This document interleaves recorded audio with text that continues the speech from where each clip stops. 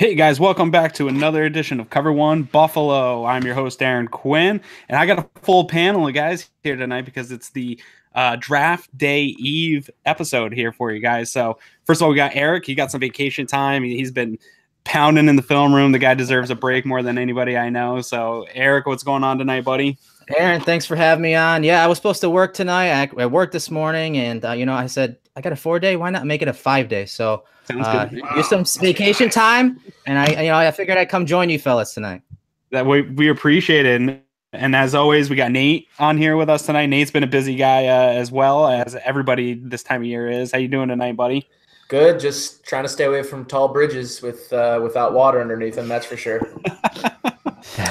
That's a good point. And then special guest tonight, kind of a last minute addition to the crew. We had talked to him about coming on, but it was whether or not rain delayed his son's baseball game. But here he is tonight. You might know from the Cover One podcast over there with the draft guys. Russell Brown, what's going on, my man? What's happening, brother? What's going on, boys? Dude. We are 24 hours and 49 minutes away from the draft. It's unbelievable. Very good math. I wouldn't have come up with that so quick, but he's got a countdown on his computer. He's got a big thing flashing. That's right. Well, I'm excited to have all you guys on because this is a great perspective for Bills fans that want to dig a little deeper. We've talked so much about this draft. This process is so long, as you guys know, as guys that are covering it, ripping out film and stuff like that. We're here finally, so let's get into some of the Buffalo Bills targets. But before we do that, I just want to remind everybody that you can find us on iTunes. You can find us on anywhere that you get your podcast. Go ahead and find us, subscribe, like, and while you're doing that and you're on your phone doing that, go ahead and download the app. It's available on Android and iOS. It's the Cover One app, and it'll get all of our stuff loaded right to you. And while you're there at the Cover One app, you can go look at the Bills targets and follow along with us, because that's what we're going to be talking about. Is Erik jumped in deep, did a deep dive here with all these guys, and went round by round. And we're going to talk about this a little bit here right now of targets per round, who the Bills should be looking at. So we're going to assume for this conversation that we're picking at where the Bills have their picks, right? We're talking about trades that may possibly happen, but we're saying if the Bills are picking at 12, at 22, who are these guys that they're going to pick? So we got the list up here. If you're watching, if you're following on YouTube, so chime in over in the chat box. We're going to keep posted, and stay tuned throughout the episode because we have some giveaways also. So let's get right into it here, guys. Bills are on the clock at 12. We got a couple names on this list. Let me hear from the quarterback in the room here. Nate, what do you think of this list, and who is your guy that you're targeting at 12 with this list? So at 12, I think, and I have this in my mock draft, I'll be up at WGR, I think tomorrow, is Josh Rosen, a guy that I think right now a lot of evaluators are assuming could potentially fall right into the Bills' lap at 12. I do think, though, that there might be some maneuvering. I would worry they'd have to get in front of the Dolphins to secure Rosen if the other guys are off the board. But I'm just sort of getting this sense that Sam Darnold is becoming more and more of a potential reality, which I think is Brandon Beane's number one option. I think Darnold has really been, and Eric Gelko, I've talked to multiple times about this, is really since this draft process started midway through last season, the college season, Sam Darnold has been sort of their guy. And I would assume that continues. And just like Erik has in here in his reasoning, you got to move up to get him. But I think that's the one guy they'll be willing to sell the farm for in this draft. That's interesting. I agree with you that they're going to probably have to make a move to get that guy that they want. What do you think about that, Erik? No, I completely agree, and that's why I have him there. I think that if they want to get Darnold, they would have to move up to get him. I think the reality is that he is going to go one to the Browns. I know a lot of the talk right now is that the Browns are picking between Mayfield and Darnold, or Mayfield and Allen. I don't find that to be true. I think Darnold is actually number 3. And that's the funny thing. Darnold is actually number 3 on my quarterback rankings. I have Rosen and Mayfield ahead of him. But if I'm going to pick between the 3, I would prefer a guy like Darnold just because of the way he can play, inside of chaos. When things break down, when things he can play in the structured offense too. So I do think Darnold was the apple of their eye initially, but you can't go wrong with Josh Rosen, who, as everyone knows, is the most polished QB in this class. What do you think, Russ? Well, I mean, you guys are all going to hate me because in the mock draft I posted today, I have him moving up to get Josh Allen. And Shut your mouth. All right, kick him out of the room. Shut your mouth. I'll just I'm logging off. I'll see you guys. Have a nice Why'd we bring this guy on? Yeah, I know. Look, you know, I'm just going to go with what I think that they're going to do, and I think it's going to be Josh Allen. I mean, maybe if Allen goes first overall, I mean, life is a lot easier, you know, but I would love to see him go after Darnold. I would really like him to get Rosen because he's my top quarterback. He's the most pro-ready guy, those pre-snap reads that he has. I mean, it's ridiculous what he can do before the ball is even snapped and the adjustments that he makes. But, I mean, realistically, I think it's going to be Allen. I think maybe 8 is a spot, maybe 5 to Denver. Cleveland at 4, that's an option too. But I think John Dorsey's pretty set with the guys that he has on his board. And I think that's going to be 1 and 4, and you're going to get 2 superstars out of it. But I mean, teams that want to move back, Buffalo's going to obviously present them something. So I think Allen's going to be the guy, though. Yeah, I hate to say it, the more I'm seeing more and more people pick that as well. As far as the conversations that today about Mayfield or Allen to the Browns, I think that's all smoke screen. Dorsey had said, put out there the other day that he was going to start giving misinformation to people in the organization to see who's leaking things. I think I read somewhere, so that could be something like that. I think why would you even admit that?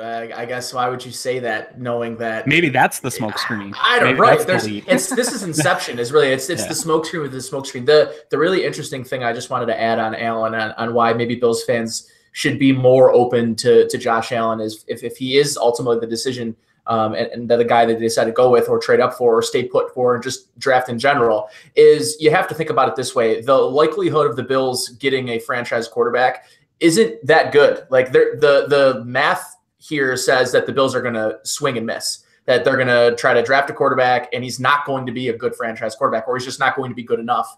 And who in this draft would you rather swing and miss with? And maybe would you rather swing and miss on a single or would you rather swing and miss on a, shot to left field? Like you want to have the guy maybe here that you're going to swing. And if it's going to be a miss, it's going to be a big miss, but you didn't miss on the most conservative or the safest pick in this draft. So that's the one area where if you're a Bills fan, obviously you have to trust the process, but know that mathematically speaking, Josh Allen might be the most, savvy move to do if you're knowing the math behind it. Yeah, I guess what you're saying is a little bit, if you're going to make the gamble, which trading up elevates that gamble, right? Exactly. So if you're going to make that gamble and take a first round quarterback, you might as well swing for the fences.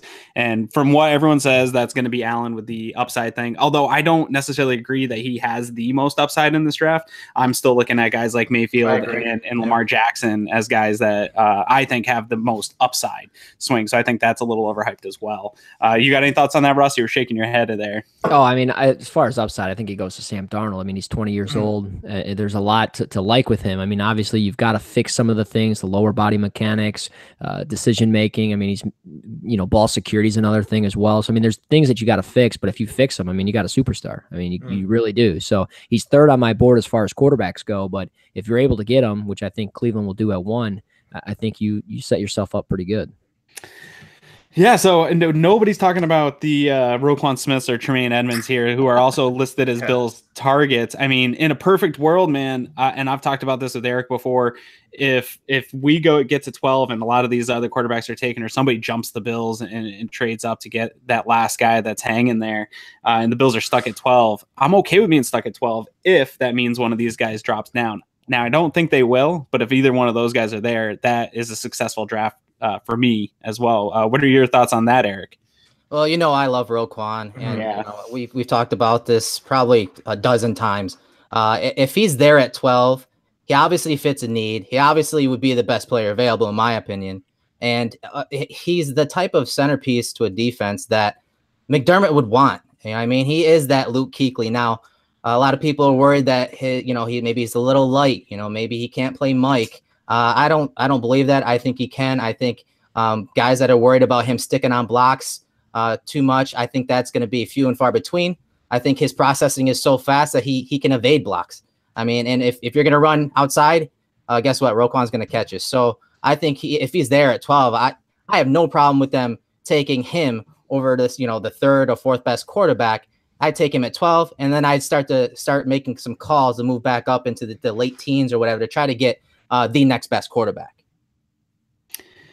Yeah, I don't disagree. And there was a lady that was on it's not the John Murphy show anymore. It's the One Bills Live. One Bills today. Live, baby. Right. One Bills Live. Today, I'll butcher her name if I try to say it. So if anyone knows what her name was, go for it. But she was saying she has talked to a bunch of NFL teams, and she said everybody is into Roquan Smith. Not a lot of people are talking about it, but everybody's infatuated with Roquan.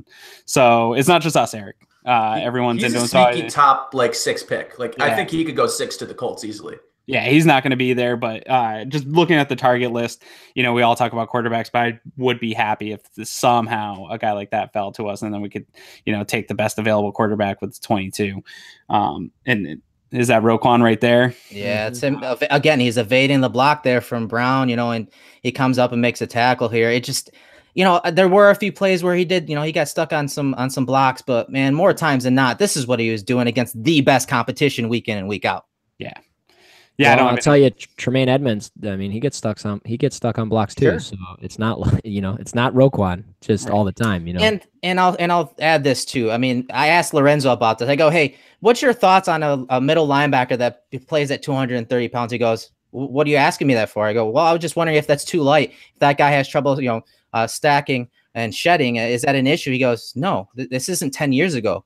Guys that are that light are playing Mike now, and that's where the league is going. So I completely agree with him there, and that's why, again, I think he's one of the best in the game here.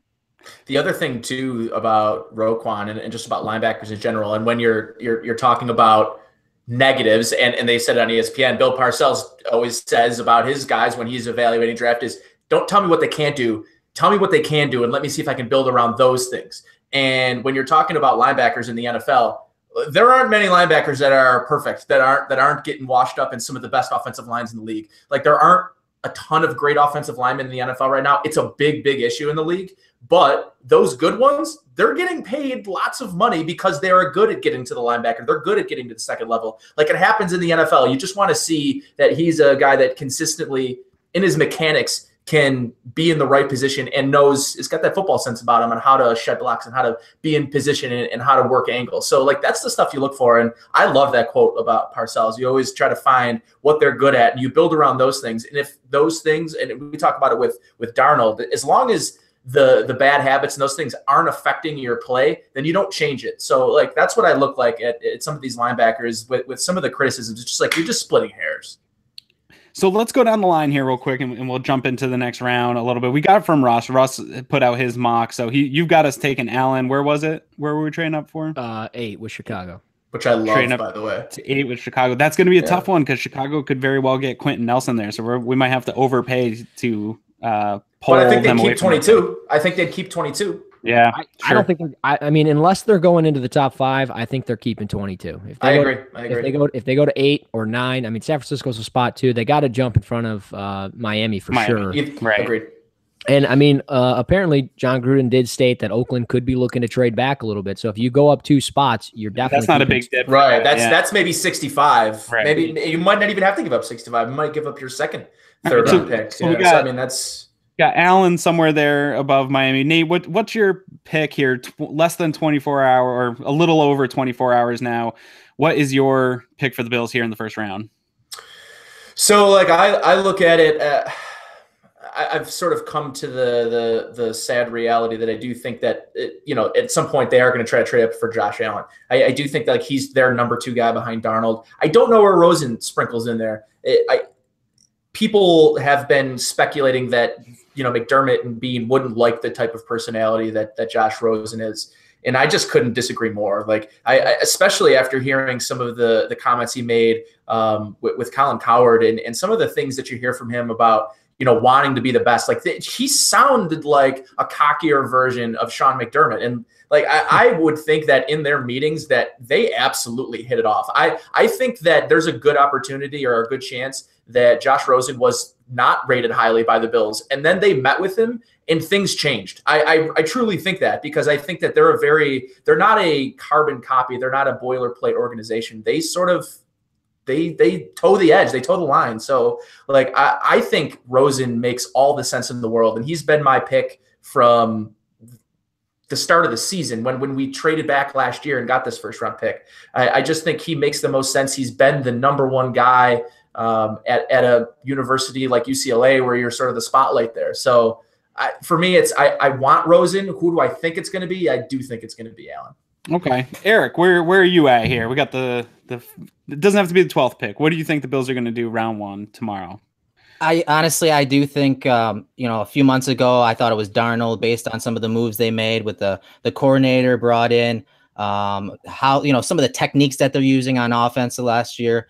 But the more I looked at Rosen's film, if they want a safe pick, I do think that if Rosen is there, I think that's the guy they're going to move up to get. Would I be surprised if they went Allen? No, of course not. But I think just based on some of the schemes, the connections, what they want to do, by trading up and having to give up, a pretty good amount of draft assets to get there. I think doing it for Rosen is the smarter play. I think he's shown on film that he can execute an offense like Dable has. And I know they're not drafting for that, but guess what? If you want your guy to come in and compete, that's going to give him a really good chance to compete. And we all know that, McCarron came in, but he came out on a modest contract. There's no guarantee that he could even start if they bring in a guy like Rosen, who's as polished as he is, so and as competitive as he is. And I agree with Nate. I think they probably fell in love with him when they met with him. Yeah. So it'll be interesting to see where they go. I would not be surprised if it's Rosen if they moved up to get him. I would love it. I mean, that's been my #1 guy this whole time as far as quarterbacks go. I tried to not like him, and I'm so surprised that he's not up higher. I think he would be a really good fit for what the Jets are trying to do, and I'm shocked that you don't hear a lot more of him to the Jets. I saw a little bit of it today, so I think he could land there. But if they do go up, I think the smart play, like you said, Eric, is Rosen. I think that's the safe play. I think it makes sense when you watch him. But like you guys said, I mean, I just keep seeing Allen to the Bills. So these guys are connected around the league, and they're continuing to say it. I got to trust that they know something that I'm not seeing.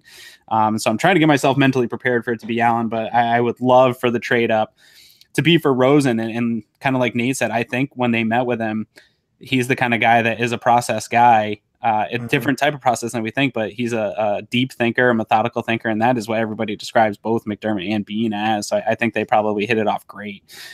So if we get Rosen, I think we're going to have a nice celebration here at Cover One. And Allen, we might have to talk ourselves into it over a podcast. So let's move over here, though, to the 22nd pick, assuming that we're able to keep that 22nd pick, in the Russell's scenario here where we trade with the Bears or the Raiders and we keep that 22. Eric brought up a great point, so I want to jump to him first here. Before we went live, Eric was saying, if we go get that quarterback, we're going to need offensive linemen early. Is that somewhere you don't have it listed as the 22 pick on the Bills target sheet, but is that something that they might reach for at 22, or are you sticking to some of these targets here? First of all, my assumption was that in order for them to get up in the top 10, I thought that, 22nd would be thrown into that. Now, if that doesn't happen, that even better. Then you go down, okay, say you get your quarterback with that first pick at 12, then I would think it's best player available at 22. So if the quarterback's off the board, if there's a Van Der Esch on the board, I definitely would take him. I think he's going to go right in that range, probably, 18 to 23, 24. But I think you go and get your linebacker if he's there. Obviously, he's a guy that would fit the defense. They have some connections in the scouting community to Joe Shine, the assistant GM, who drafted Jay Ajayi with the Dolphins. He's obviously a scheme fit, a lot of pattern matching, a lot of patrolling the middle of the field, just what you need in that zone defense, and even that quarters defense that McDermott and Leslie Frazier like to play. So I like him sifting through traffic, as I said there. And he is, I didn't, when I first started watching him, Russ, maybe you can add to this. I didn't think he was that athletic. I didn't think he was athletic as he tested, but when you see some of the range he has, and you realize that, he is a pretty athletic guy, obviously a basketball background. So what are your thoughts on Van Der Esch at 22 if we get our quarterback early, Russ? I mean, I wouldn't mind it. I mean, you guys definitely need a linebacker, and the Bills need a linebacker for sure. And getting a guy like LVE, you're getting a guy that pretty much when I watched him, it was like, this guy's going to run through a fire just to get to the ball carrier, and that's kind of the terminology I always use when I'm watching him. I'm like, this guy is just going to run through a wall for you. And granted, there's times that he can't blitz. There's times that he's not doing things properly as far as getting off and shedding a block. But realistically, I mean, he's got good range, athletic as all hell. That tested out well for him at the combine. He's a sure tackler. You can count on him in zone and in man coverage. I think realistically, he's just all around a good balanced player. And I watched him live for the first time in their bowl game, and I'm sitting there and I'm drinking with my buddies and we're watching the game, and I knew about him. And then, we watched it and they were like, well, who's to watch out for in this game? I said, Leighton Vander Esch. And then sure enough, he had 16 tackles that game. He's just a tackling machine. So he'd be a good fit for them. I think Sean McDermott could do a lot with him. And here he is dropping into coverage. I mean, there's so much to like with him.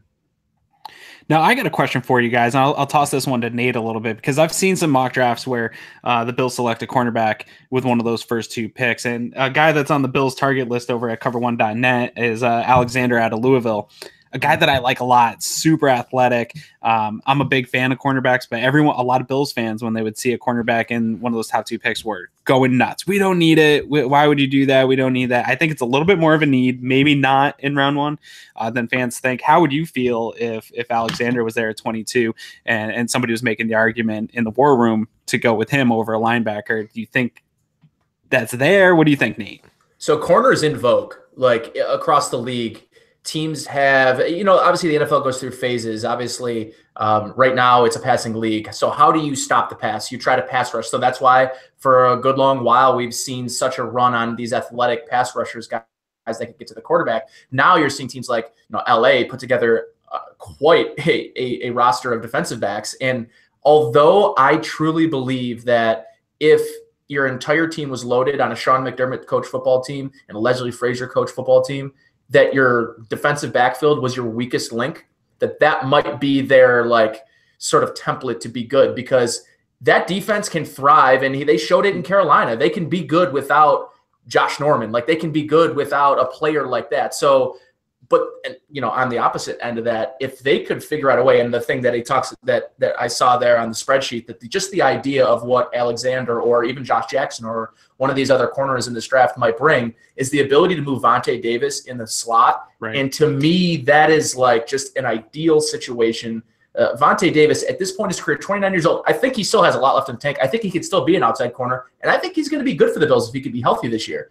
To me, though, if you can find a guy to push him in the slot, you're talking about having a lot of not only depth at the corner position, but a lot of versatility. And not only that, but the ability to cover teams who are going to be passing the football. And you're facing the NFC North this year, and those teams are going to be passing the football around the field, especially when you're talking about Green Bay. And now it looks like Chicago's got this Matt Nagy offense, and it looks sexy and everything like that. So that makes a lot of sense to me, the cornerback position. But to me, the other guy that sort of sticks out is Taven Bryan. And I look at that guy as being an Aaron Donald type, being a guy that maybe is sort of overlooked throughout the process a little bit. He's not being grossly overlooked or anything, but I think he's the one guy that could be, you talk about him and Star Latulilae up the middle.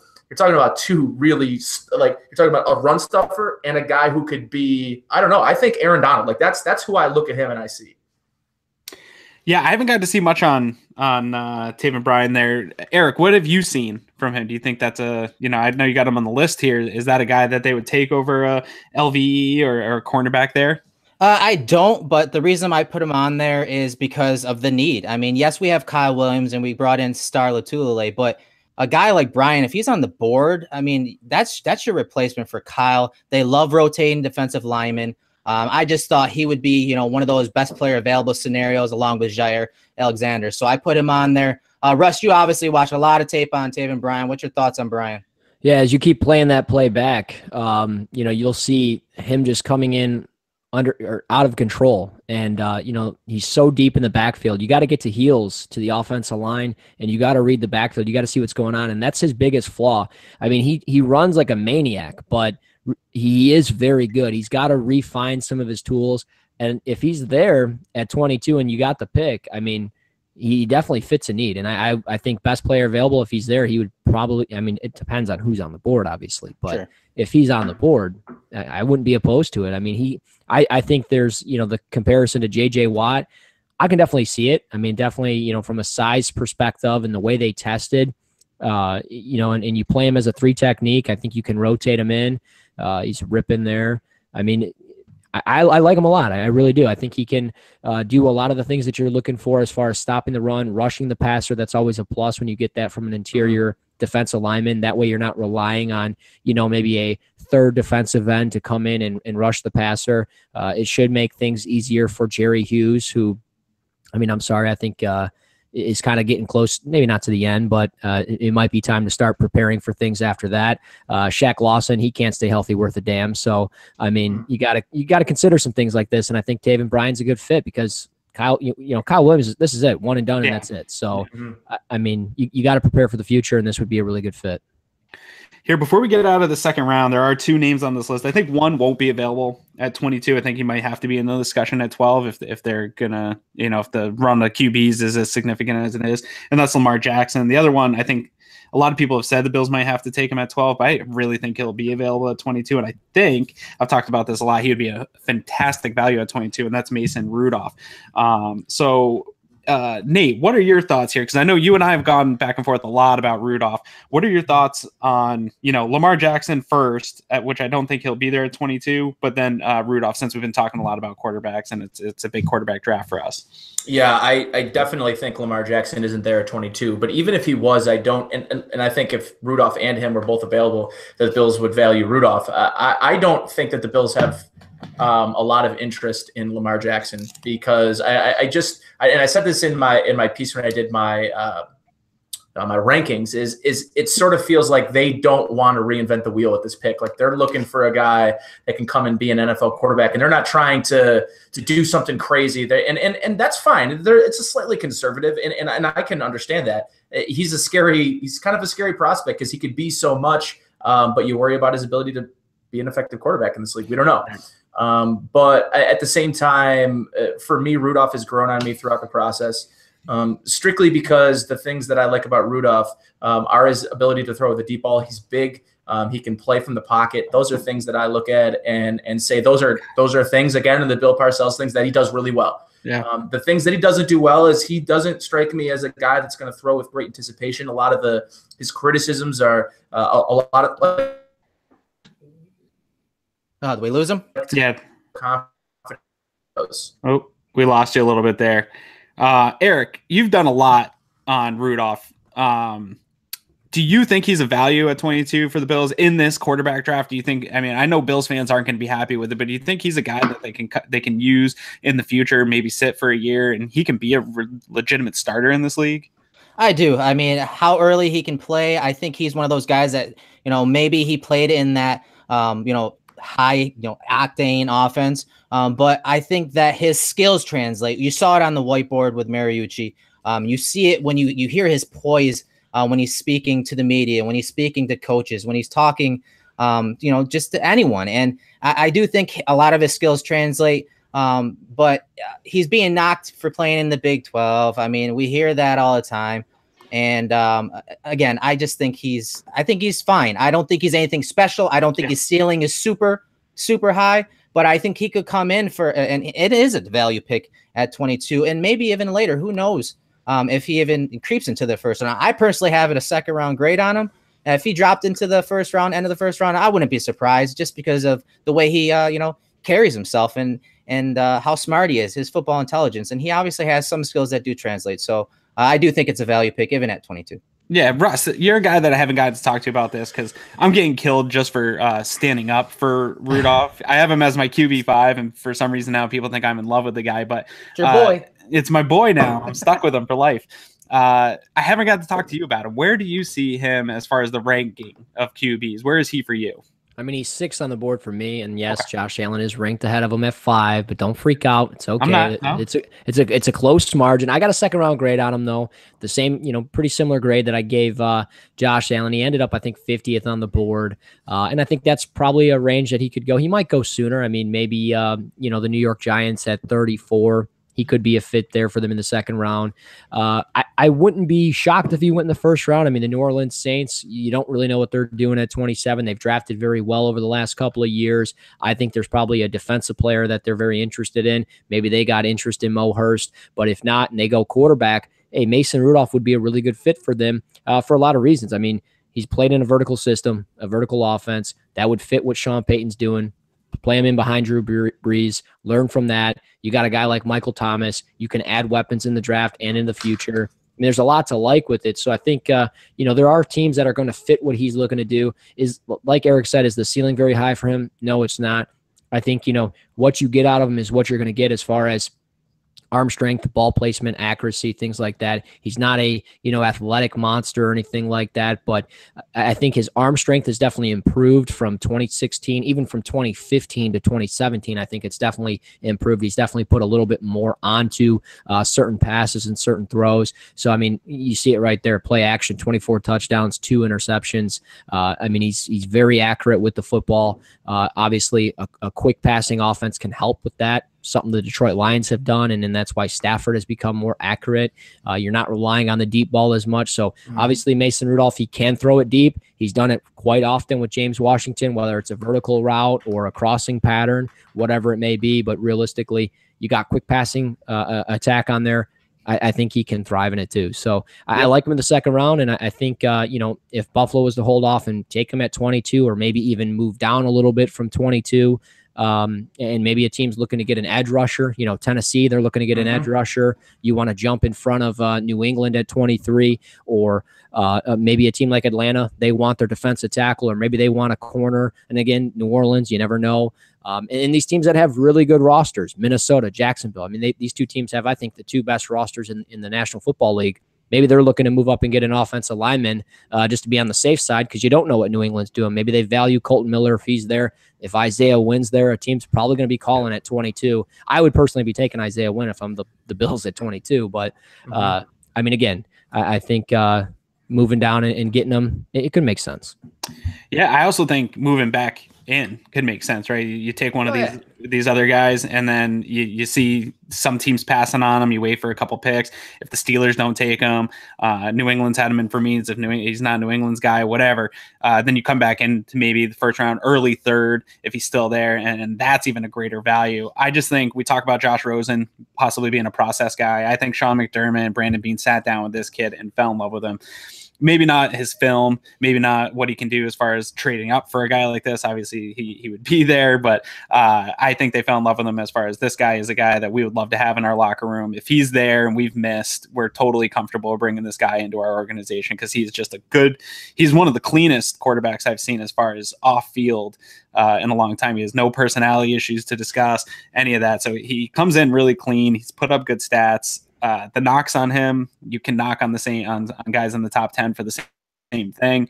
So I don't know. He's my guy there of a good value pick, not a home run, nothing fancy that the Bills could bring in and help address some depth into that quarterback position. But before we get into the next round here of picks, I do want to we have some giveaways to get to, guys. Erik, Scott, what do you got for us, bud? All right, so we have a few copies of Chris Brown's The Art of Smart Football. It's highly recommended. Yeah, it's one of those books where if you're trying to learn more about football, and that's probably why you come to us, this is one of those books that you have as a Bible.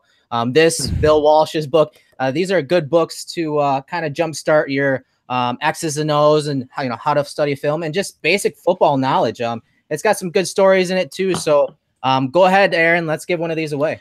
Yeah, so we got some trivia for you guys. So feel free, if you know the answers, answer them over here in the chat box here on YouTube, and I'm going to keep an eye on it. Whoever answers first, we will get your information and get you that book. So the first question, it's obviously Bills draft related here. We got, which 3 running backs did the Bills take in the first round in the 1980s? So they took 3 running backs, first round pick, throughout the decade of the 1980s. What are the names of those 3 running backs? Give them to us. I'll keep an eye on the chat here. First one to get it right wins the book. And then we'll have one more question later on. So we'll keep an eye on the chat here. I don't know if any of you guys know, but if you do know, don't give it away. I didn't know this. I'm terrible at trivia. I would definitely be resorting to my computer to kind of find those answers, because I'm not good at trivia. I did get 2 of them. We were talking about it in our chat, and I had 2 of them, and I just couldn't think of the third. I'm pretty good at trivia, and the third one just stumped me. And then when he said it, I was like, oh, yeah. Weird. Yeah, I show my age. I don't know anything really before the 4 Super Bowls. Are you saying I'm old, Nate? A little bit, yeah. Oh man, so then I'm really old. Then yeah, I'm you guys are old as hell. Oh, You guys are old as hell. I'm 26. I'm a young buck. Okay, in my prime. 91, son. Young buck ordering Domino's. That's right. Damn straight and hating on Kanye. All right, we got a winner already. Tyler Stiegel. So he's gonna get the course Tyler won. Of course, Tyler won. He's a nerd. Tyler's definitely a nerd. I'm not surprised at that. I'm surprised. He's really good at looking up and researching. Yeah. So. Booker Moore, Greg Bell, and Ronnie Harmon. So I had Greg Bell and Ronnie Harmon in the chat, but Booker Moore was like a 1981 or something, a little before my time. But Greg Bell, Notre Dame alumni, and I believe he went to a Pro Bowl with the Bills. So there you go, Nate. The 80s was lost on me. Yeah. Okay. Lost. All right, well, let's get back into it here. We're past the first round, all the good stuff. So we're getting into the meat and potatoes here of the draft. We're into the second round, pick number 53. I think this is a spot where, kind of like Erik was saying, if they do take a quarterback early, that they could really target that offensive lineman. And the name that I'm seeing right here is the Frank Ragnow. So, Russ, you are a guy that has taken a deep look at some of these offensive linemen. Not necessarily the most fun position to break film down on. It's a ton of fun. What do you mean?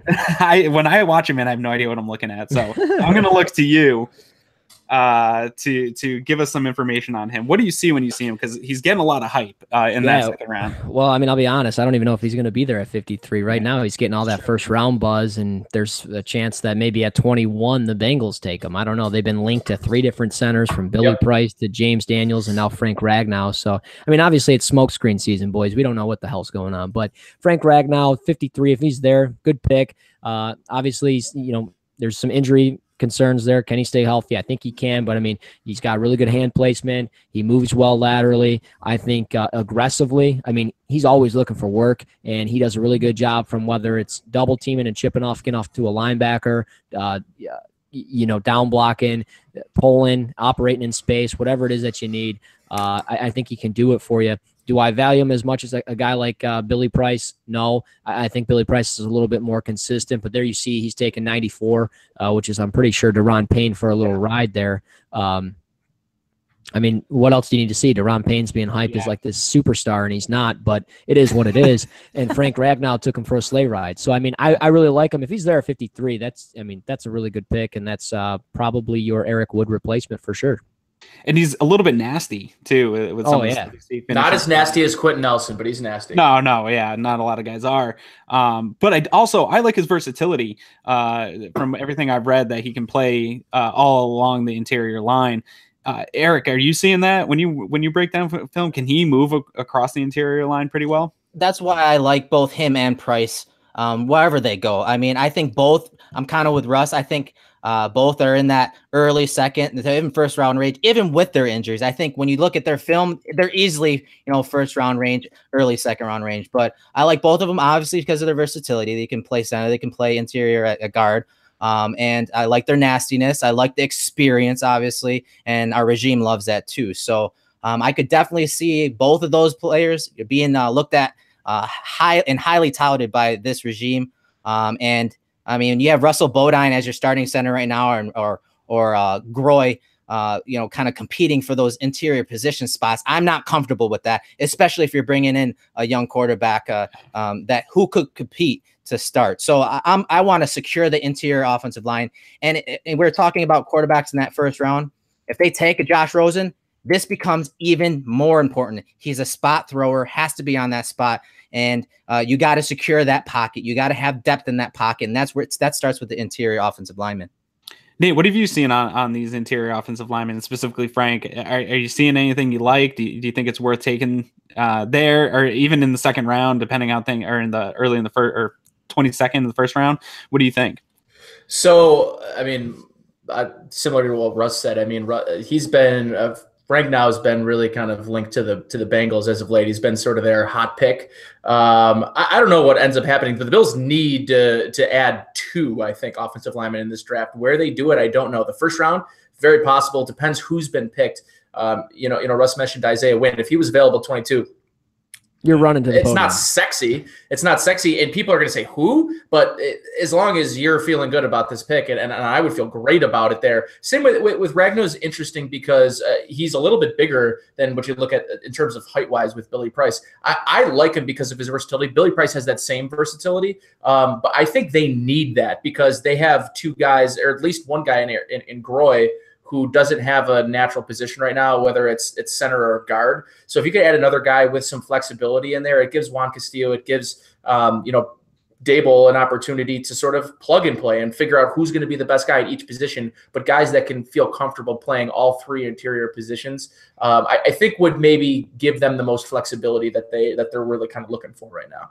So a couple other targets you got here are two pass catchers, something that we haven't addressed yet in the draft. You're bringing in a new quarterback, definitely not super deep wide receiver room right now in Buffalo. Fans are starting to freak out about it. You got DJ Moore on here, somebody that I've been seeing wide receiver number 1 for certain draft guys. Yeah. I don't know if that's true, but he could be an interesting guy to bring in. And then you got the tight end. Is it Gesicki? Is that how we're saying it? Yeah, Gesicki. So Russ, if you're in the war room and it's down to those two guys right on the pick, who are you pounding the table for the Bills to bring to be a dynamic guy on offense? I wish I was in the war room. That'd be great. Yeah, right. That's a nice one too. I'd probably have a higher salary too. It'd be awesome. A little bit. Realistically, I think. I'd probably go DJ Moore. I mean, I like Gesicki a little bit, but he tested very well athletically. But I'll be honest, if you can't block, dude, I ain't picking you. I mean, that's just how it is. Point. Especially when you play tight end, I need you to be an inline blocker. He doesn't do it. I'd much rather value somebody like Ian Thomas, who is tight end number 1, by the way. Oh boy. So yeah, hot takes. No, it's not a hot take. It's the truth. It's fine. Oh, I've had to hear that since the Senior Bowl. I mean, the guy's been drooling over Ian Thomas for months now.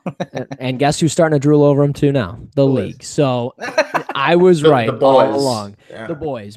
Let me be in the war room. You get out, you peasant. I'm cool. So no, I would take DJ Moore. I mean, he reminds me a little bit of Steve Smith, just like a smaller frame receiver. He's not as explosive as him by any means, but he's got good hands. There are times that he does go through a tendency of dropping passes. He does a lot of comeback routes. That's something me and Erik had talked about a little bit. I think, though, in quick passing patterns, he fits right there. He's running an out, and he drops it, of course, and it's picked off. That's a tough one, yeah. Yeah. I mean, it looked like a little high. I mean, he's definitely struggled with, quarterback play. There's been like 4 different I'm pretty sure they took a guy, a vendor out of the, the stands to be quarterback in Maryland. But yeah, seriously. But I mean, I think, though, if I'm picking, though, I'm going DJ Moore. I think he's going in first round somewhere. But if you got him at 22 and you take him, all right, maybe. Yeah. Now, Nate, looks like you want to chime in here. Who are you pounding the table for at this pick? Well, because it's second round, I'm not a DJ Moore wide receiver 1 guy. That's I don't live there. But where we are in the second round here at 53, I think that'd be a tremendous value. I also think 3 or 4 receivers are already off the board at that point, which I think I'm more comfortable with DJ Moore at that point. But considering need, I don't know where Christian Kirk, because Christian Kirk is just all over the spectrum when you look at mock drafts. He's as early as sometimes you're seeing 14, as early as 14 I've seen some, and then as late as mid-second round. So he's sort of all over the board. He seems like, I think wide receiver has to be addressed high. And for me, high is the first 2 rounds, maybe 65. If you're saying you're going to get to the 3rd round and you're going to draft 2 offensive linemen and a linebacker and a quarterback, then okay, then I'm comfortable with that. But wide receiver, they need someone dynamic. They need a precise route runner. They need a Kelvin Ridley type, a guy that you're going to feel comfortable on the route tree running everything, but also can play in the slot, because I do think Zay Jones ultimately fits best in the slot for this team. He's going to have to move outside at times. I personally like at 53, if he's available, is Anthony Miller. That's really the guy that I have the man crush wide receiver. Truthfully, wide receiver 1 for me. And I'm sorry if that's a hot take. I know at least somebody at Cover One's got to feel me on that one, right? I love Anthony Miller. I think he might be available at the later second round pick. I'm not sure. Mm-hmm. The later second pick, or maybe even third. I'm worried. I'm worried somebody's going to wake up with him. Yeah, his foot injury seemed to keep some teams off of him. Erik, do you have any more information on that? Why isn't he as hot as some of these other receiving prospects? That's a weird question because honestly, he's produced, man. Yeah, seriously. Like, to me, and he produces in the most important area of the field, and that's the red zone. He had 11 touchdowns in the red zone last year, and 6 of those were inside the 10. I mean, just give me a guy that's too. Yeah, like and this game against Mike Hughes. You know what I'm saying? Like this game against Mike Hughes. Mike Hughes is going to be, in my opinion, a first-round pick. If he's not, he's going to be an early second-round pick. Like. There was a lot of great film just competitive wise against both those guys in this game, but this is such a great the UCF films are great to watch. Yeah, and we talked about, the offense needing a guy that can separate. He's a guy that can separate with his shiftiness, like you see here on those quick, 3 to 5 step slants and posts. He's a guy that can double move someone and get deep. And I think he's a little more diverse as far compared to DJ Moore, because DJ Moore, if you look at his reception chart, it's a lot of it's on the left side. Not saying he can't play on the right, but a lot of his catches were on the left side. Anthony Miller was lined up all over the place. And I just like his feistiness. And I know Russ kind of alluded to the fact that he reminds him of Steve Smith. I would say the same about Anthony Miller. And that's why I like both of these guys, whether it's in the second round or in the third round. I take any of these guys and not think about it for a second. Yeah, and I think another guy that you have to mention in the same conversation that could be in that area is Pettis. Yeah. What do you think about that, Russ? In this conversation with these guys, where do you think he fits in? If you're pounding on the table in this war room that you're getting paid a lot to be in. I mean, I think if we're talking second round, I think that's maybe a little early. I'd probably take Anthony Miller. And I'll tell you this right now: if Anthony Miller's wearing the number 14, the jersey hanging behind me, it's probably a pretty good pro comp at that point. Sammy Watkins, I'm just saying. But anyway, I say that because of the foot injury. God damn it. So anyways, no, Dante Pettis. I mean, I think second round's a little too soon, too early for Dante Pettis. I would think maybe third round if you got him at 65. Sure, good pick. I think he's a vertical guy. I don't think he does a nice a job as creating separation as a guy like Anthony Miller. I don't think he's as explosive as a guy like that. But I do like him. I think he can run, just about every route in the route tree. And as far as DJ Moore being lined up on the left side, now that I think about it, Eric, I think part of that was because their quarterback was left-handed. I think 2 of their quarterbacks were left-handed. If I remember correctly, that could be part of the reason why he played so much to the left side. I'm left-handed, and I'm more comfortable throwing on my left than across my body. Right, which is natural. And the other thing is, though, because he's a guy that will go across the middle. There's no doubt about it. He's comfortable taking those big hits and going across the middle. But there actually wasn't too many, receptions across the middle. A few of them, and I think that is because it all comes back to the quarterback. Because when you have an inexperienced quarterback, you don't want that ball going over the middle and getting picked off. So again, I think he was limited by his quarterbacks. We can definitely agree on that. But for Pettis, Russ, do you think he plays better above the rim than those 2 that we mentioned? Yeah. I would say so. I mean, he's definitely got some, he definitely can excel vertically. And I mean, like jumping and everything else like that and getting above and like you said, going above the rim.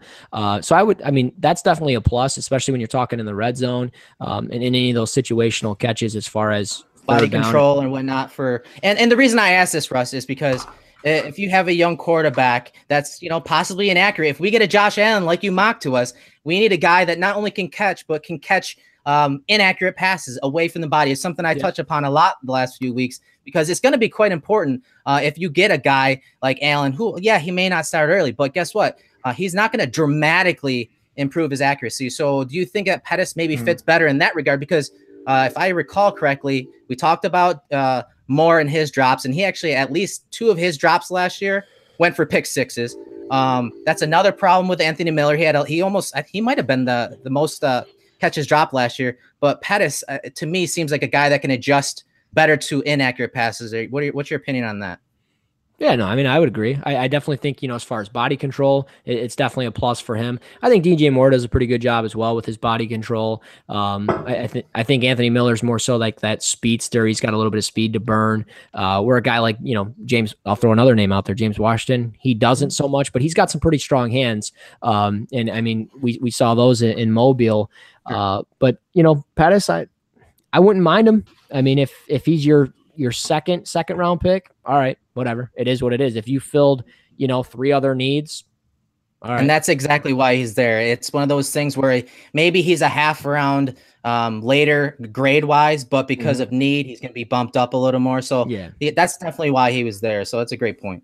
Yeah, and I mean, if it's a guy that you like, I mean, like personally, like I said, I think he's a third round guy, and I'm comfortable taking him there. But and that's if I'm in their war room, but I'm not there. And if you know if I think what they're gonna do, I would probably think he's there at 56 or whatever, because I got 53 and 56. If he's the guy at 56, I don't think it's that bad. Go after and get your guy. If you like a guy, go get him. So I mean, obviously, if they stay at 12. I think if they're moving up, they're giving up 53 or 56, one of them, if not both. But yeah, I think when you're talking about this pick, these two picks here, anyone that you're talking about at either one, it should be available to you at the first one, right?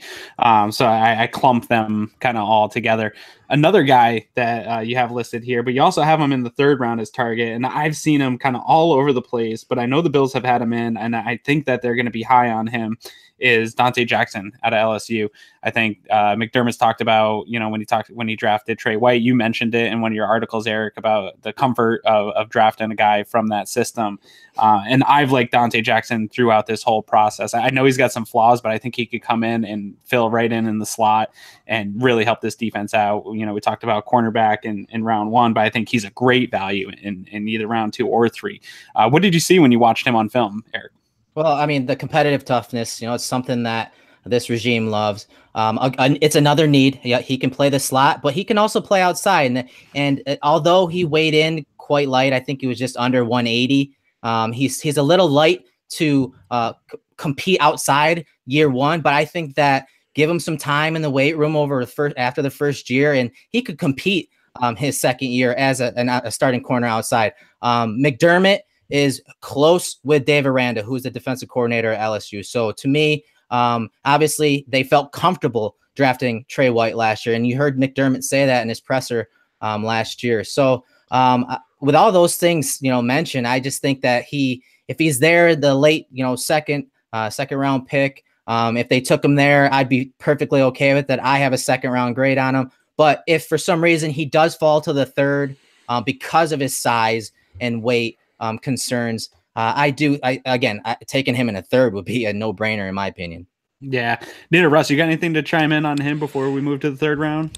Yeah, I mean, it's funny, you talk about how, it's weird because the NFL apparently is a 70% passing league, which realistically, when you look at the numbers, that's not true because only the highest ranked as far as passing percentage last year was like 61%, which was like the Saints or New England or something like that. So like still 40% of the game is run first, but overall you're probably running a lot of nickel packages and odd fronts and things like that. So you need to have that guy in the slot. Dante Jackson fits that. So his value, it boosts up. But then, you look at the numbers, he's 178 pounds. So that boosts him down. And then overall, when you look at his wingspan, 29 and a half or 71 and 5/8 for his wingspan, arm length's 29 and a half. So he's a little bit undersized in that regard, but he's a speedster, 4'3", 240. So he's like all over the board, and it's more so how do you feel about him? So I think, he's a scrappy player. He does a really good job. I think he can be aggressive. He's not as aggressive as a guy like Carlton Davis, but he trusts his instincts. He trusts his skill set. Vertically, you're not beating him.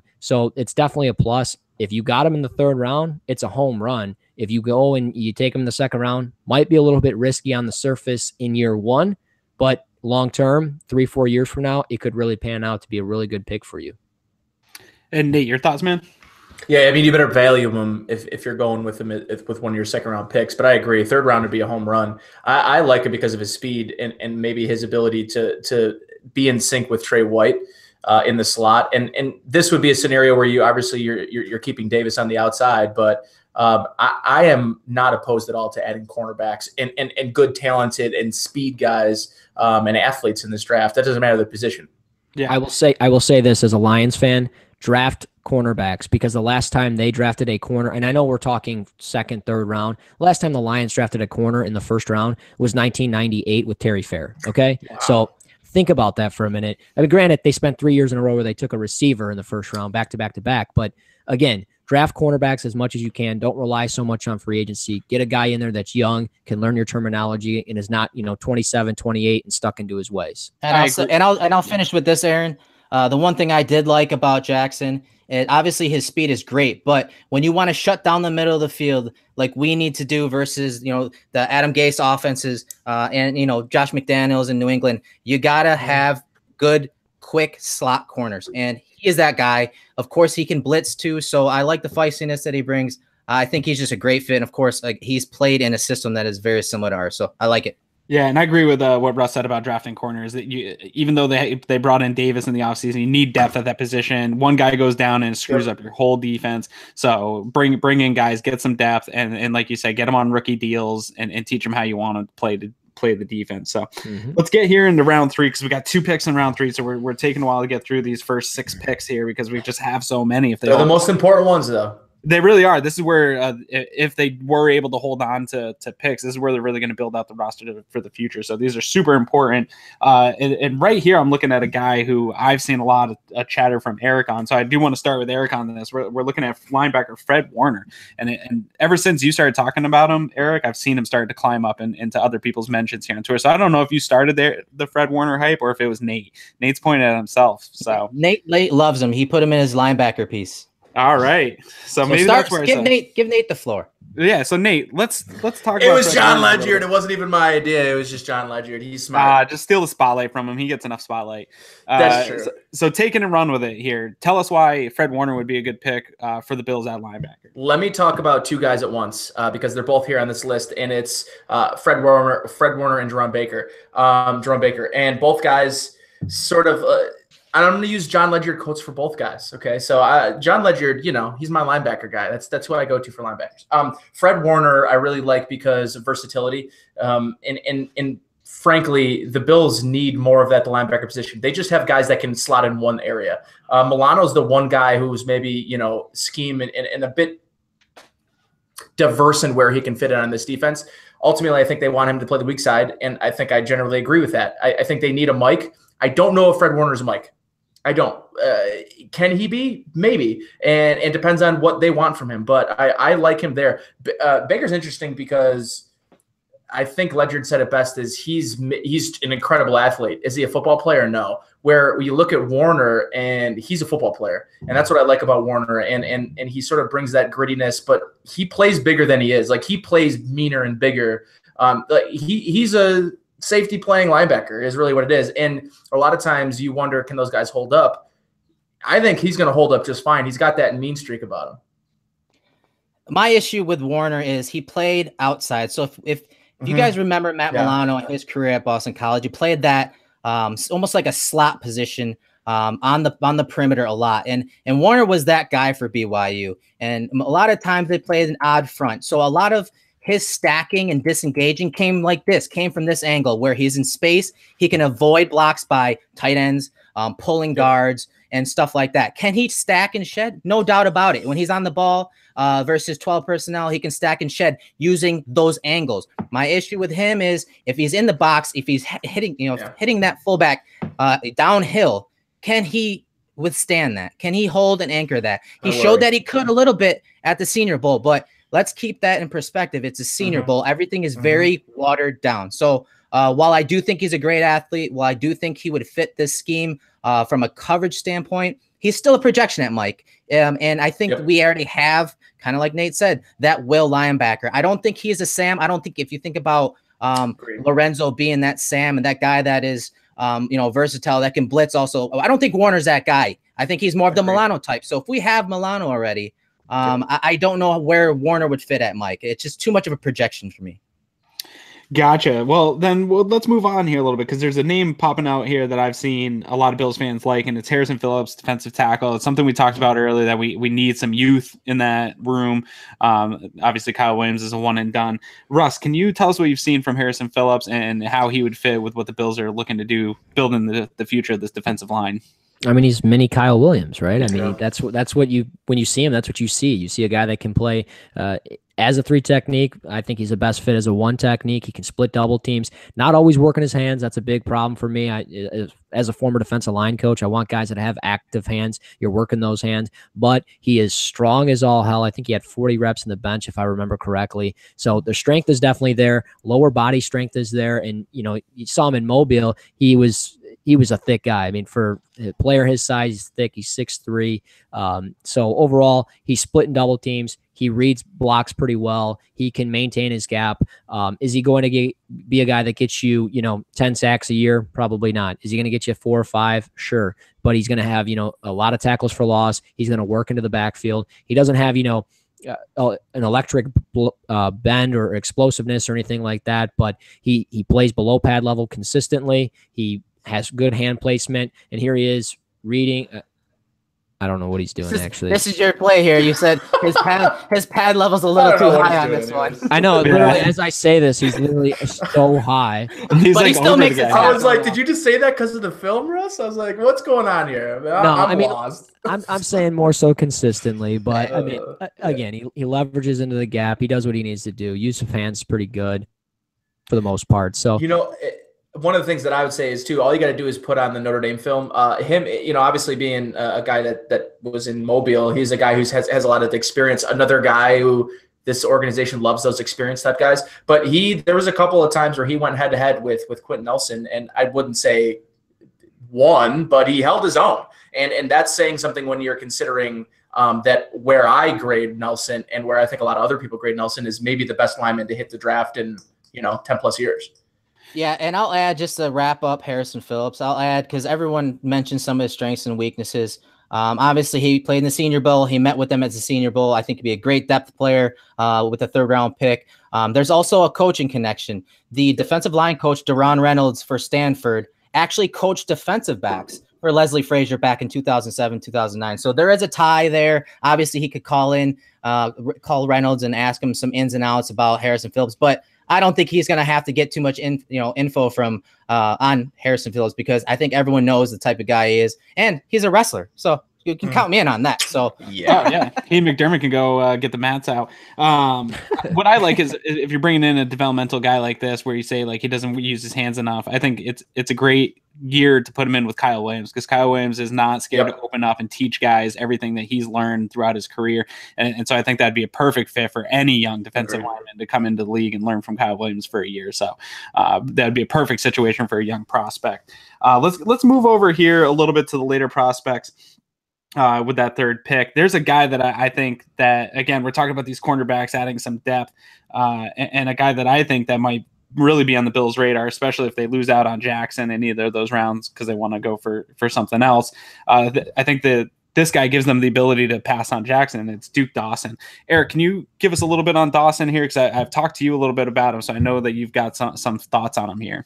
Yeah, I like him a lot because he's that competitive guy. He's he'll get up in the face of those receivers and jam them.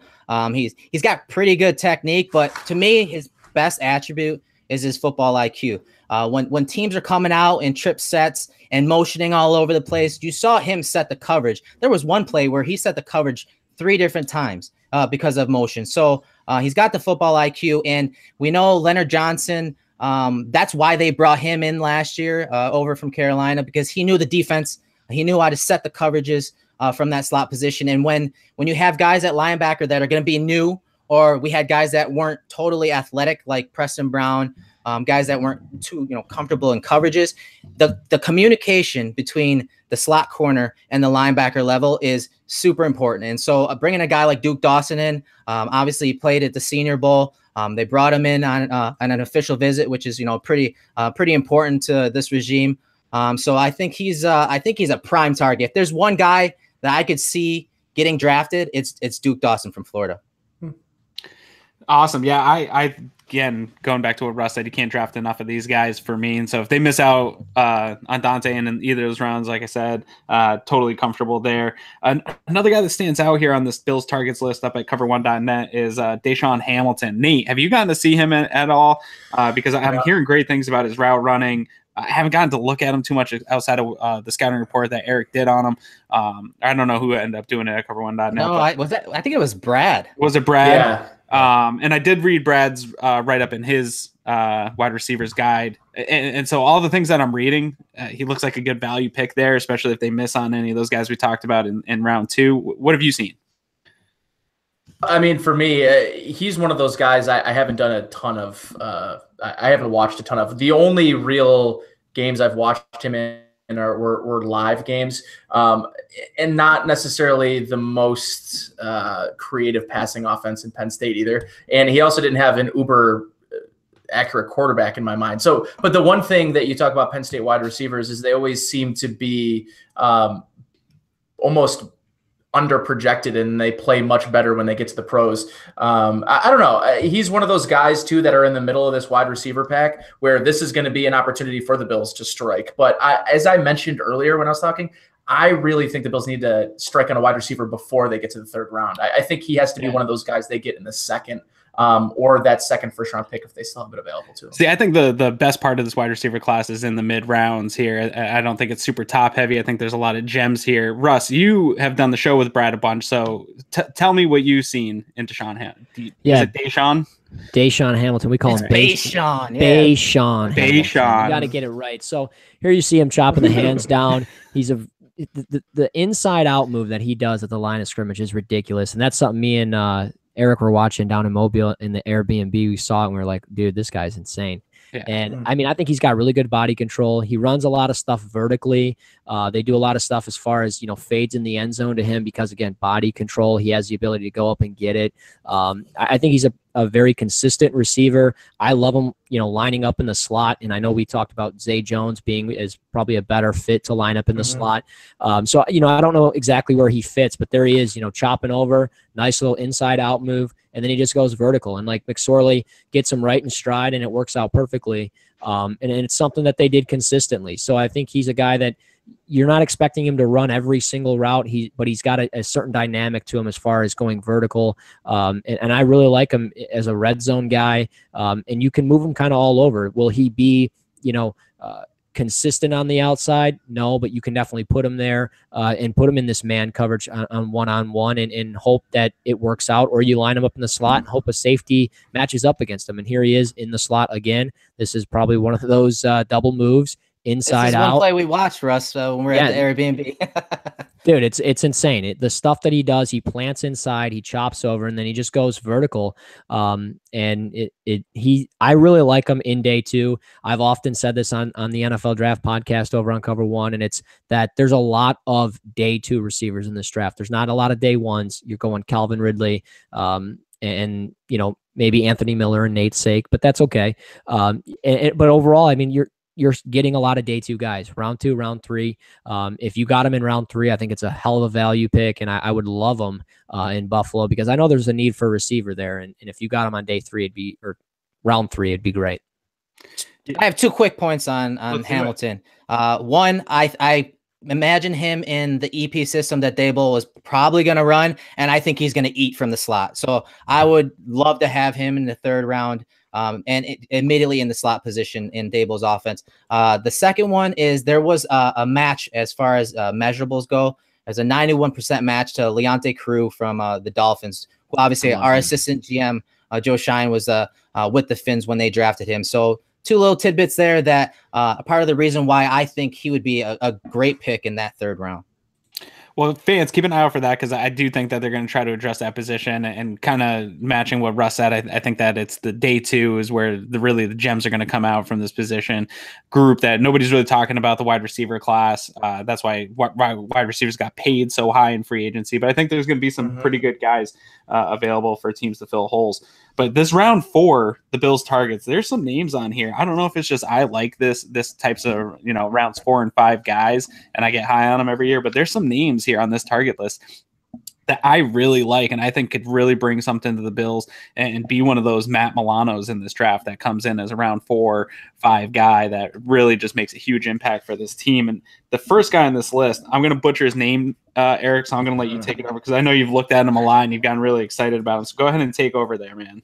Yeah, Uchenna Nwosu, I think that's how you pronounce it. Yep. So from USC, he's kind of an odd player when you talk about trying to fit him into a position because he's kind of like to be an edge player. They used him in a 2-point stance along the perimeter a little bit at USC, but he was just so disruptive, when he rushed the passer. So I think that is an element he obviously could bring. Where I would project him is more of a Sam linebacker, more in that Lorenzo role.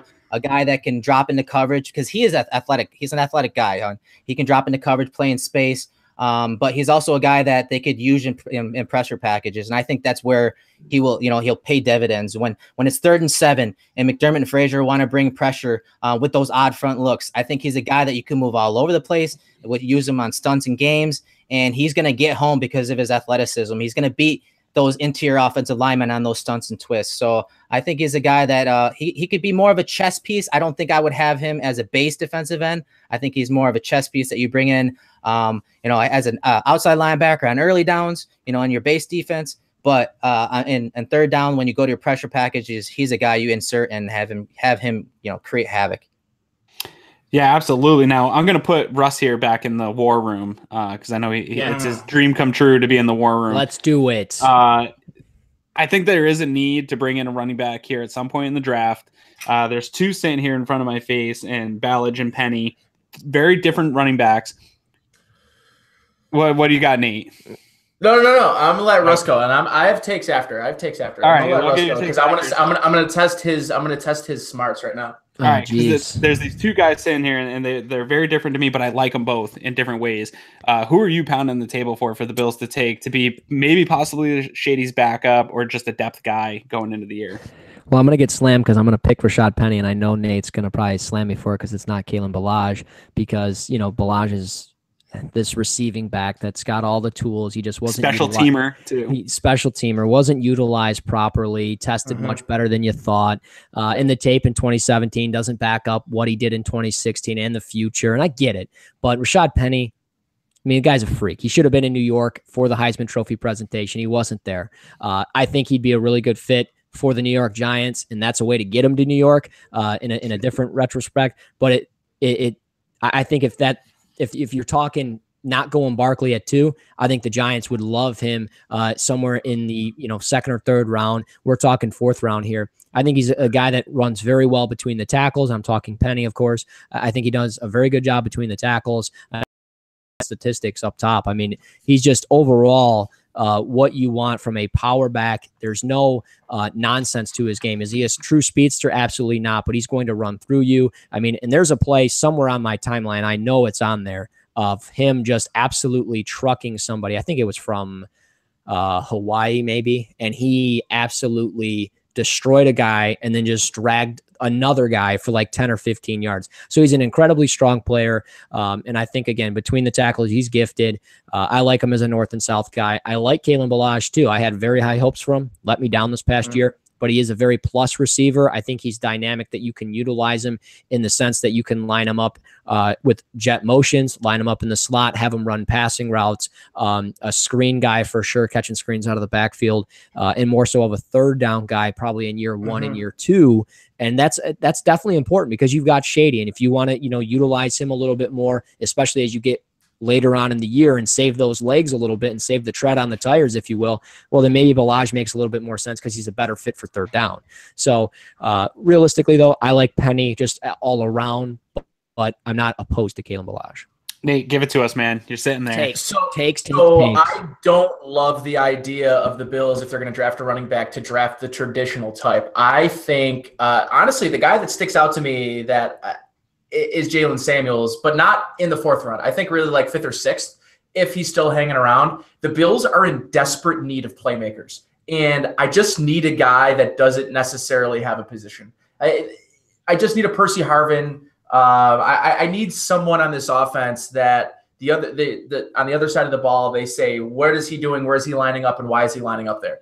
And that's the one thing with Samuels to me that sticks out amongst the sort of remaining running backs here. Now, obviously this list doesn't do justice of who could potentially be there. The running back list is interesting. I look at it from the point of view that if the Bills are going to take a running back, they paid, to be honest, top dollar for Chris Ivory. They, in my opinion, may have overpaid for Chris Ivory. For whatever reason, they felt that they needed him. And I don't know that they're going to be wrong, because where Shady is at this point of his career, how much can you rely on him past 30? We don't know.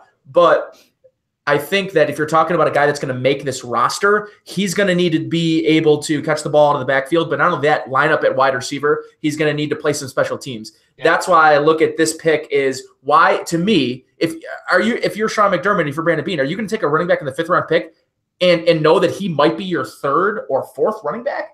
Or do you get a guy that might be your third or fourth running back, but could also be potentially your fourth wide receiver and potentially help you on special teams? So that's where you have to start looking at value in this round is, especially when you get the 4th, 5th, 6th, 7th rounds, is how can this guy help me today, but also, tomorrow as well.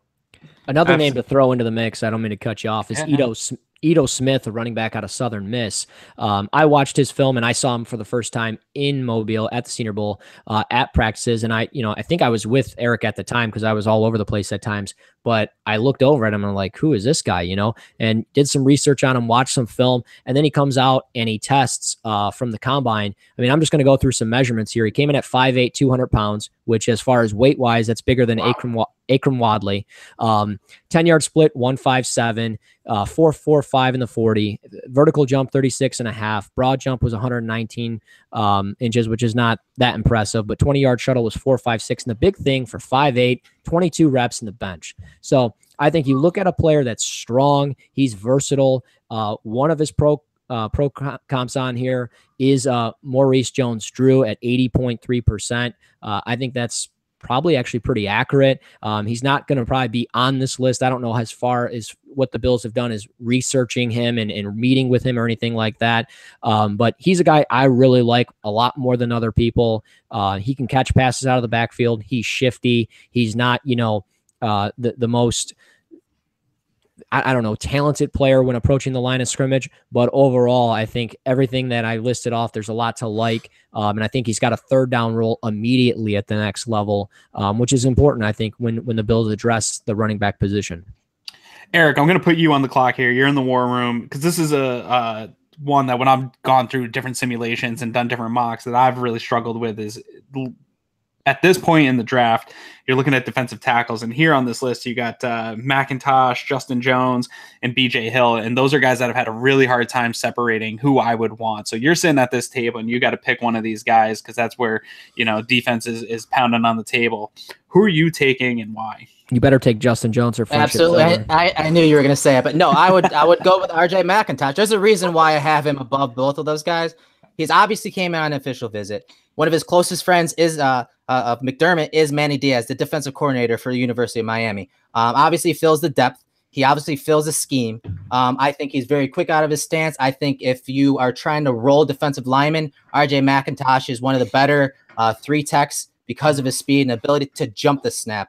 And I think he'd be a great guy to sit behind Kyle as well. I think he's more athletic than we talked about Harrison Phillips earlier. I think he's more athletic. So I like how quickly he reads blocking concepts. And that's a lot of times as a 3 tech, you're going to be not reading the ball or the snap. You're going to be reading the blocking concepts in front of you, the triangle in front of you. And I think he does that really well from that 3 tech position. Awesome. The other thing that stands out to me on this list here, and you can go check it out at cover1.net. You can get all the insight here that Erik's put together is Justin Jones does have the 91.4% match to Dwan Edwards, who Bean was there with Gettleman when they picked him, and he's had great success. Do you see McDermott looking at that and maybe being conflicted there, or do you think he takes the trust in his friend over that? I mean, I think it's really how the board falls. I mean, if all 3 of these guys there, I think you're going to get more value out of a guy that like McIntosh. But of course, there is that match to Edwards, and that was years ago when Bean was in the system. But remember, Bean was an assistant GM until 2015, 2016 draft. So that is a match physically, but I think McIntosh, you get more out of him. And when you have a Kyle Williams, who is in his last year, you want to limit his snaps. Well, McIntosh just step right in and be disruptive. I think that's a great role for him. Awesome. So we're moving into the 5th round. Before we get into the 5th and 6th round here, I do want to do the second question of trivia. So if you were not here, we are giving away a book. What was the book again there, Erik? It's The Art of Smart Football from Chris Brown. Yep, we have another copy of that to go out to the guys. So this is the last trivia question here for the night. And so if you're in the chat and you answer first, you're going to be the winner of that book. Tyler, you cannot win 2 copies, so don't bother. We're going to I need names of 4 players that the Bills took before Kyle Williams in the 2006 draft. So 4 guys were taken before Kyle Williams in the 2006 draft. They were all bums. I want their names in the chat. Especially the first guy. Especially the first guy. If I ever see him, whatever. So give me the names of those guys, and you will win the book. And let's get back into this here because we got to get through here this 5th and 6th round. This is a tough spot because I haven't gotten this far on anyone, to be honest. There's one guy that stands out, and Erik knows who I'm looking at. But outside of that, I don't know anything about these guys, so I'm going to lean heavy on you guys. For targets right here, we got 4 guys in the 5th round that Erik's got. We got Jalen Samuels, who Nate touched on. We got Jared Jones-Smith, an offensive tackle, Kendrick Norton, and my man, Oren Burks. So, Russ, you hearing those names and knowing what the Bills need, what guys are you looking at pinpointing just one guy out of that group? Can you list them again? You said Jerry Jones-Smith, is what you said? Jared Jones-Smith. He's a tackle from Pitt. Oh, okay. Yeah, we went deep. We went really deep here, all right? All right, go again. Sorry. So we got Jalen Samuels, Kendrick Norton, your boy Jerry Jones, and Oren Burks. All right, so I'll start with Oren Burks. He tested very well at the combine, just kind of came out of nowhere, athletic freak. I don't think, as far as I can't give him like an official grade or exactly anything like that, but I think realistically, he's probably going to play as a will linebacker, a little bit undersized, but he's a guy that, he trusts his speed. He does a nice job with range as far as getting to the outside. Here you see him doing those things right now. He's coming over the top. Decent angle, stopping like that. Okay, maybe you were a little bit too deep as far as, back there, but I like him a lot as far as, if you're going 5th round, I wouldn't take him probably anything sooner than that. Jalen Samuels, I love Jalen Samuels. There's not a whole lot as far as what position he's going to play. I'm assuming he's going to play more so as an H-back, hybrid tight end type of role, get some carries in the red zone or on, maybe like a 2nd and 6 or something like that. He's going to catch passes. So he's an electric player. There's Ryan Finley, quarterback 1 for next year. Whoa. Settle down. He's already jumping the gun. Yeah. Whoa. Let's talk about Samuels here, okay? Okay, I'm sorry. So he's catching the jet sweep. He's going to the outside. He's shifty. I like him a lot. And then Kendrick Norton, you said, I have not watched him. And then the other one I have not watched either. Jerry, so. Norton's a big boy, yeah. Nate, have you looked at it? I know we already talked about Samuels with you. You got anything else on any of the other 3 guys? Yeah, the kid from Vanderbilt's interesting, and I believe Erik pointed out that there's a nice connection with McDermott there as well, right, Erik? Yeah, there is. It's here. Let me break out the notes while that's playing there. Because it, that's my thing. I like kind of connecting the dots there because especially when you talk about these late round picks, guys. And if we are trading up to get our quarterback, the limited picks that we have, it becomes even that more important. So if you can link a guy like Oren Burks who plays for Derek Mason at Vanderbilt, Derek Mason coached for Leslie Frazier.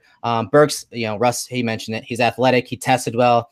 The scouting staff, we saw them, Russ, they were sitting there watching a lot of these linebackers. And I believe when they went to team, and I took that picture of McDermott in the end zone. I believe it was when the team was coming together and Burks was there. He was I think he was inside linebacker on that first team rep. So I think he's a great value if you get him in the 5th round. I saw him leaking into the 4th round.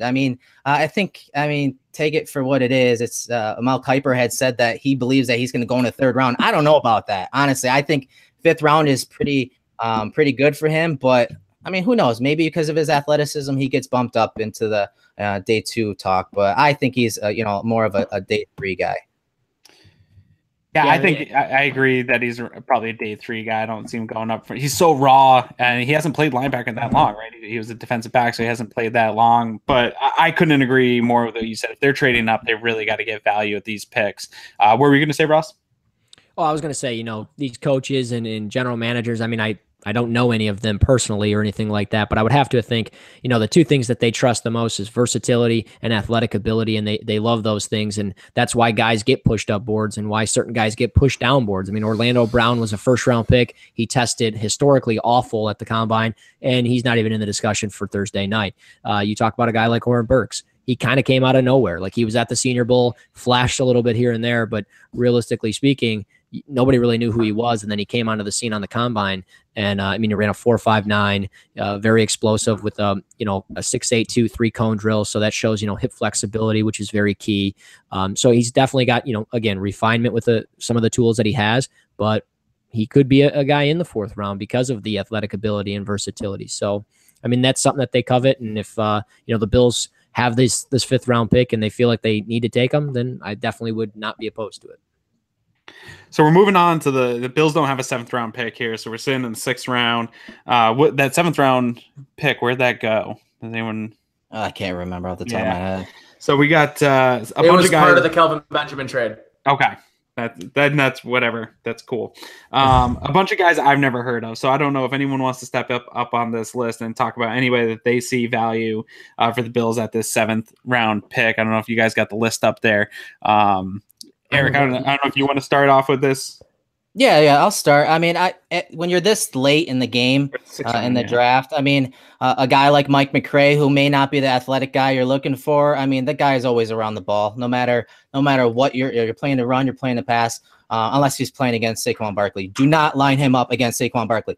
But he's a leader. There are connections with some of the scouts and draft habits. Go ahead and check that out at the website. But I think a guy that fits. A guy that they saw at the Senior Bowl, a guy that's athletic. They had a private workout with him, 50 games under his belt at the college level at Clemson, and he's a special team stud, and that's Dorian O'Daniel, another guy that they saw play at the Senior Bowl. So I think that would be a really value pick in the 6th round.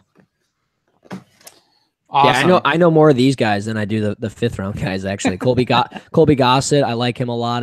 You got it up there. Experience. He's got 46 career starts. He's strong, 35-inch wings, arm length. I think he's got a lot of the same traits that you want out of a player that's going to play as a right guard compared to a left guard. He's definitely going to be a developing guy, but again, I think he's got a lot of the traits that you want out of a starting right guard that you can plug in down the line. I don't know if he starts year 1. I like how he gets to the 2nd level a lot. He chips off and he does those things well. So out of App State, he's not very well known, but he's a good fit for the 6th round, day 3 of the draft somewhere. Mike McCray, I've been very high on him throughout the entire process, and I'm not even a Michigan fan.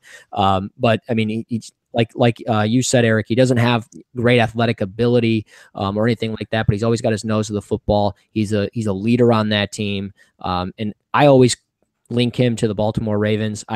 With Harbaugh to Harbaugh connection, I just think like they always take a Michigan guy. That's going to be their guy somewhere, maybe early day 3 of the draft, because of just that connection. Matthew Thomas, I like him a lot. Very athletic player, got a really nice range. I think, he's, if I remember correctly, he's got some off the field stuff as far as, I can't remember exactly what it was. I remember I have it written down, but I'm not pulling out my notes because I'm lazy. But again, I think he's very athletic. He fits what they're looking to do. You're talking day 3. If you can keep his nose clean, he can be a very good value pick. So I like these guys on this list. Awesome. Well, that was a pretty good conversation. We covered a lot here, a lot of targets. I hope that Bills fans got a lot of information on who to look for, not just on the first day here, but the whole weekend. We got a long weekend coming up of draft stuff. We do have a couple questions here from fans. If you ever have questions, we do tweet out a couple days before we go live. We're going live on Wednesdays here. We're always tweeting out. So if you have questions, get them to us and we'll answer them for you. So we got a couple questions from fans. We got 2 from guys that are premium members who, if you're a premium member, you get to be in the Slack channel. And we're talking about all kinds of things in the Slack channel. It's super cool conversation. I'm sure it's going to be ripping over draft weekend, whether good or bad. But so we got Tyler, our winner of the first trivia question, asks, and we'll sit this one to Russ here. Does Lamar have similar misses of simple throws like Allen does? No, not even close. I think Lamar can at least hit the side of a barn like 9 times out of 10. Look, I know I got you guys taking Josh Allen, and I'm not his biggest fan. But you got us taking Josh Allen. I know. Christ. Again, why did we bring Russ on? Right. Look, I knock you down and I build you back up. That's what I'm here to do. Okay. So like Erik, you and I, we've watched Lamar and we looked at a guy that's grown so much from 2016 to 2017. He's done so much of a better job of processing the field. He scans left to right, right to left. However, he's not so much run first mentality. And he's, he does miss throws, but it's not just chuck it 80 yards down the field. It's not just rifle it in and throw it as hard as you can. I mean, we know Josh Allen can throw 62 miles an hour, but Lamar, and I think Lamar tested as far as that goes. I think he was the lowest on it, but he's got a little bit more control. Ball placement does have to get better, but he's not as sporadic, and it's not always rifling and lighting up the radar gun. And there was times that Josh Allen in Mobile, he looked like Uncle Rico from Napoleon Dynamite. I mean, honestly, it was like, what are you doing, man? But I don't know. I'm trying to stay positive with Josh Allen for you guys. If I'm taking somebody, though, it's Lamar over Josh Allen. But I know somebody's moving up to get Josh Allen, and I'm going to assume it's the Buffalo Bills. Yeah, Eric's got it up right now. I just saw it come through on my phone. Mayock considered pretty plugged in. Sal's tweeting out that has the Bills train up to number 6 with the Colts, giving up 12, 22, and 65 to take Josh Allen. So you're not the only one that's wishing the worst on us. I'm not wishing the worst. I'm just expecting the worst. Look, I got the jersey hanging up. I bought this. I got the Sammy Watkins jersey the week before he was traded. No wonder why Dick Sports had it out as a discount already. They knew something before. Dick Sports, they got the plug, man. I'm going to toss this next question to Nate. It's from Garrison Comstock. He says, which is the best fit? This is in relation to quarterbacks. Which is the best fit for what you believe the coaching staff wants? I think you addressed it earlier, but if you can give us your quick response to this. Rosen. Yeah. Rosen. That's it. Rosen or bust. Rosen, and I do think scheme fit is Lamar Jackson. Not only that, but I think if there's a guy that I'd be excited to watch coach him, it's Brian Dable. So having said that, Josh Rosen. Awesome. Erik, this one's going to you, man, because it's a really in-depth question. Really going to pick your brain about your film knowledge. Which QB would you like to have a beer with? Wow. Let's see. Do I want to talk world? That's a silly question. Josh You better. Rosen or Baker Mayfield? Baker Mayfield. That's on Chippewa, man. You and Baker on Chippewa. It'll be like Dazed and Confused. We'll have a couple of drinks. We'll go out to the midfield, and then we'll just throw the flag down. You know what I mean? That would be my night. I'd have a couple beers with Baker Mayfield. Most likely to throw a guy through a table. Yeah, my concern with Baker is seeing the videos getting released of him on Chippewa just destroying Buffalo. Him and Jack Eichel and Sam Reinhart would probably have a lot of fun. Woo. So anyway, guys, what do we got coming up here for content? We're going to run through the list of you guys here. We got a lot of content, I'm sure, coming up after the draft, stuff going on during the draft, and then let our viewers know where they can find you. So we'll start with Russ, our distinguished guest for the evening. He's our Mel Kiper. He's our senior. Kiper, yeah. He's our where can we find you? He's our Mel Kiper Jr. Where can we find you, and what are you up to, man? Well, I will tell you this. You can compare me to Mel Kiper, but I'm not eating pumpkin pie after Thanksgiving. I know Kiper on the last day of the draft, he's always eating pumpkin pie. He's a weird. I don't even know how you get pumpkin pie this time of year. I know. I don't. He's a weirdo, man. He's got connections though, apparently. But anyways, you can find me on Twitter at Russ NFL Draft. I'm pretty sure I'll be doing stuff live tomorrow here on YouTube and stuff like that. Obviously, you guys are more than welcome to join me. Premium members, for sure, join me. And I need your questions because I don't want to be sitting there talking to myself. My wife already thinks I'm a loser. I don't need to be even more of a loser. We will be drinking. It will be a good time. I will be playing my drinking game where we drink to trades and everything else. Content-wise, I don't know, probably some expectations for day 2 and day 3 of the draft, maybe a little bit of recaps and stuff like that, just to give you guys some insight. But, I mean, the time has come, guys. I mean, it's here. So I'm excited. Again, follow me on Twitter at Russ NFL Draft, and it's a good time. And Nate, I'm sure you're going to be a busy guy down at the station this week. Got a lot going on. Tell us what you got going on and where our people can find you. So you can find me on Twitter at NateGaryWGR. I will be live immediately after the Bills pick. Murph and Tasker are on before me. They'll be on until the Bills pick. I'm on until about 1 a.m. tomorrow, Thursday. I will be hosting the entire time, and same with Saturday. So I will be basically bringing live picks all day at WGR, so you can check me out there. I too will be drinking but I won't be doing it, while I'm on the air, unfortunately. Sure you won't. It depends on who they pick first. I might be. It depends what the callers you get. You might want to keep a stick back there. That's right. I should probably keep all my options open. Yeah. Eric, man, what I'm hoping that you're going to say is that you're going to log off your computer for 3 days and not even do anything. But I doubt that you're going to be gone. So tell us what you're up to.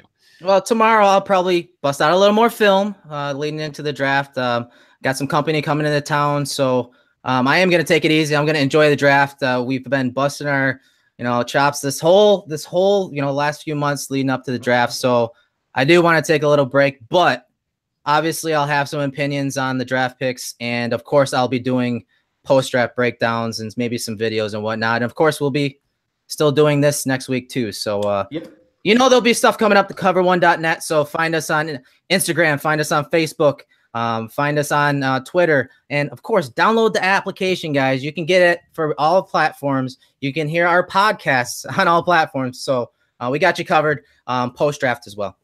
Yeah, and I'm Aaron Quinn, and you can find me Aaron Quinn 716. I'm dropping hot gifs all over Nate's comments all the time, and I'll be bringing hot takes all over the draft. So definitely look forward to more of those as draft weekend goes on.